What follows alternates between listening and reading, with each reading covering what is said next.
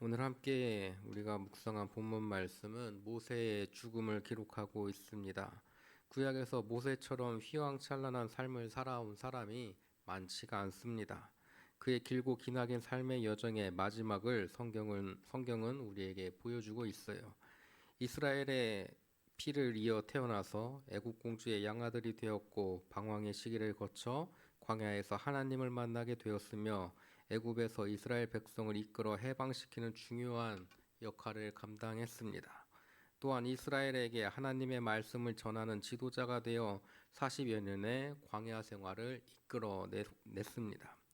약속의 땅 가나안 땅이 눈앞에 있으나 모세는 그 약속의 땅에 들어가지 못합니다. 하나님이 참 야속하시죠. 하나님의 부르심에 응답하여 산전수전 공중전 다 겪은 모세를 약속의 땅에 들어가 물이라도 한번 마시게 하시지 들어가기 바로 전에 이 땅을 떠나게 하신 것을 보면 하나님께서 참 속이 좁은 것처럼 느껴집니다. 재판을 할 때 그 어느 때보다 원리 원칙에 입각해서 재판을 하는 경우가 있습니다.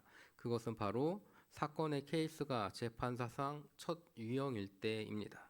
첫 번째 재판의 결과는 그 이후로 판례가 되어서 앞으로 생길 많은 재판에 큰 영향을 주기 때문입니다.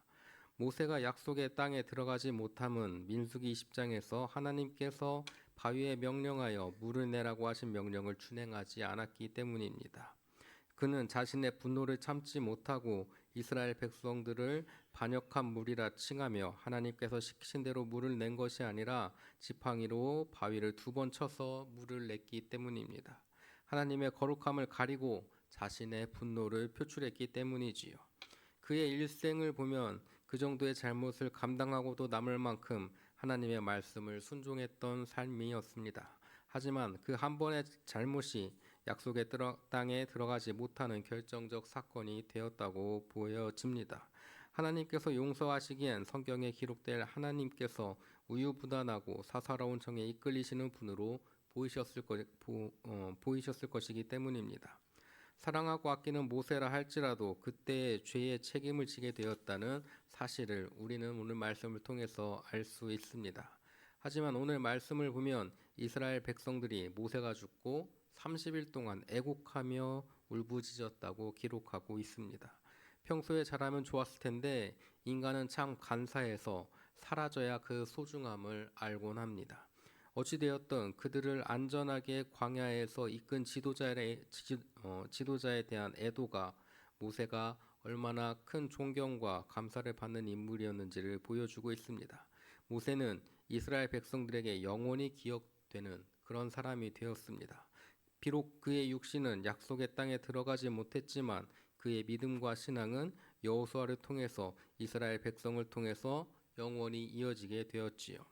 우리의 신앙 또한 우리의 자녀들을 통해서 우리의 교우들을 통해서 이어지기 위해 신앙의 모범이 되는 저와 여러분이 되기를 간절히 축원합니다. 기도하시겠습니다. 하늘나라의 길을 알려주시는 주님 감사합니다. 우리 삶의 한 걸음 한 걸음이 천국을 향한 발걸음이 되게 하시고 길을 잃어 방황하지 않도록 주님 동행하여 주시옵소서.